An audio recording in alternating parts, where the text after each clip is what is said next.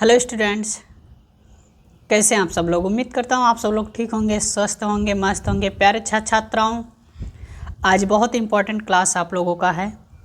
इसमें आज के क्लास में हम लोग पढ़ेंगे सजीव तथा निर्जीव, सजीव तथा निर्जीव, लिविंग एंड नॉन लिविंग। अब ये सजीव क्या होते हैं, निर्जीव क्या होते हैं, इसको अध्ययन करेंगे। और सजीवों के लक्षण, निर्जीवों के लक्षण, सजीव निर्जीव कितने प्रकार के होते हैं और सजीव निर्जीव में अंतर।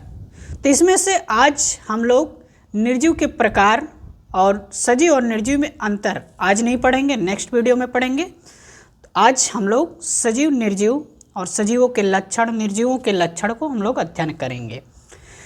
तो इससे पहले अगर आप लोग चैनल पर नए हैं तो चैनल को सब्सक्राइब करिए, लाइक करिए, अपने यार दोस्तों को भी शेयर करिए। आइए हम लोग देखते हैं सजीव तथा निर्जीव यानी लिविंग एंड नॉन लिविंग। तो इसमें पहला हेडिंग हम लोग सजीव पढ़ेंगे यानी लिविंग। अब ये सजीव क्या होते हैं, आइए हम लोग देखते हैं। देखिए, वे वस्तुएं जिसमें जान हो, वे वस्तुएं जिसमें जान हो उसे सजीव कहते हैं। यानी वे वस्तुएं जिसमें जान हो उसे सजीव कहते हैं। जैसे पेड़ पौधे, देखिए पेड़ पौधों में जान होता, इसलिए यह सजीव है यानी लिविंग है। जंतु भी इसके अंदर जान होती है, इसलिए यह भी लिविंग है यानी सजीव है। मानव, पक्षी, कीड़े मकोड़े इत्यादि, ये सब किसके अंतर्गत आते हैं, तो ये सब सजीवों के अंतर्गत आते हैं यानी ये सब लिविंग है, इनमें जान होती है, इसलिए ये वस्तुएं सजीव वस्तुएं कहलाती हैं। अब सजीवों के लक्षण क्या होते हैं इसको हम लोग देखते हैं। सजीवों के लक्षण, सजीवों के निम्नलिखित लक्षण हैं। अब देखिए एक एक करके हम लोग देखते हैं कौन कौन से लक्षण हैं। देखिए, पहला है सजीवों का शरीर कोशिकाओं से बना होता है। सजीवों का जो शरीर होता है वो इसका कोशिकाओं से बना होता है। ठीक, सजीवों की आकृति और आकार निश्चित होता है। सजीवों की आकृति और आकार निश्चित होता है।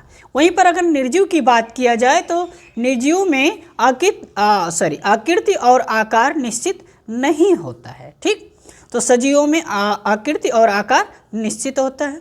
अब तीसरा पॉइंट है सजीवों में वृद्धि होती है। सजीवों में वृद्धि होती है यानी जिसके अंदर जान होती है वही तो वृद्धि करता है, उसी के अंदर वृद्धि होती है, तो सजीवों में वृद्धि होती है। वहीं अगर निर्जीव की बात किया जाए तो निर्जीव में वृद्धि नहीं होती है। अब देखिए चौथा पॉइंट, सजीवों के शरीर में भौतिक और रासायनिक क्रियाएं होती हैं। सजीवों के शरीर में भौतिक और रासायनिक क्रियाएं होती हैं।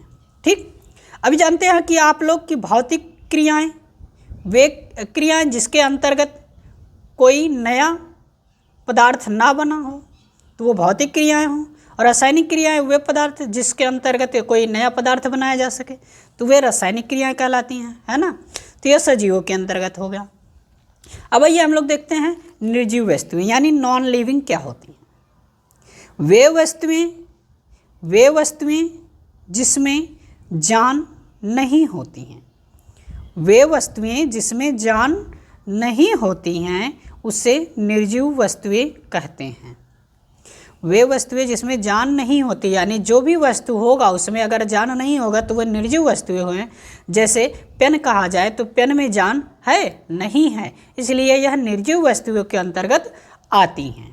ठीक, अब जैसे कुछ एग्जाम्पल देख लीजिए। पत्थर, कुर्सी, पत्थर में देखिए जान होता है नहीं होता, तो इसलिए यह निर्जीव हैं। कुर्सी, मेज, बाल्टी, जग, टेबल इत्यादि, कुर्सी में भी जान नहीं होता है तो यह निर्जीव के अंतर्गत आती है। मेज में भी जान नहीं है तो ये भी निर्जीव के अंतर्गत आती हैं। बाल्टी, जग, मग, टेबल इत्यादि ये सभी चीज़ें निर्जीव वस्तुओं के अंतर्गत आती हैं क्योंकि इसमें जान नहीं होती है, और जिन वस्तुओं में जान नहीं होती वही तो निर्जीव वस्तुएं हैं यानी नॉन लिविंग है। ठीक, अब देखिए निर्जीव वस्तुओं के लक्षण। अब निर्जीव वस्तुओं के जो लक्षण हैं, तो निर्जीव वस्तुओं के निम्नलिखित लक्षण, आइए हम लोग एक एक पॉइंट करके देखते हैं। निर्जीव श्वसन नहीं करते हैं। निर्जीव वस्तुएं जो होती हैं वो श्वसन नहीं करती, यानी सांस नहीं लेती हैं। ठीक, श्वसन का मतलब सांस नहीं लेती हैं। निर्जीव वस्तुएं सांस नहीं लेती हैं, तो यह निर्जीव के अंतर्गत आती। वहीं पर अगर सजीव की बात किया जाए तो सजीव वस्तुएं श्वसन करती हैं, यानी सांस लेती हैं, तो वे सजीव वस्तु हो जाएंगे, और जो सांस नहीं लेती वो निर्जीव वस्तु हो जाती हैं। ठीक, अब ये दूसरा देखते हैं। दूसरा पॉइंट है निर्जीव वस्तुएं प्रजनन नहीं करती हैं। निर्जीव वस्तुएं जो होती हैं वो प्रजनन नहीं करती हैं। वहीं पर अगर सजीव का बात किया जाए तो सजीव वस्तुएं प्रजनन करती हैं। ठीक, पॉइंट नंबर तीसरा, उन्हें पोषण की ज़रूरत नहीं होती है, यानी निर्जीव वस्तुओं की पोषण की ज़रूरत नहीं होती है। वहीं पर अगर सजीव का बात किया जाए तो सजीव वस्तुओं को पोषण की आवश्यकता होती है। ठीक, तो निर्जीव वस्तुओं को पोषण की आवश्यकता नहीं होती है। तो ये था आपका सजीव और निर्जीव, सजीवों के लक्षण, निर्जीवों के लक्षण। अब हम लोग नेक्स्ट वीडियो में निर्जीव कितने प्रकार के होते हैं और सजीव और निर्जीव में अंतर, नेक्स्ट पार्ट में, पार्ट नंबर 2 में हम लोग पढ़ेंगे। ये पार्ट नंबर 1 होगा, तो आप लोग पार्ट 1 और पार्ट 2 दोनों देखिएगा।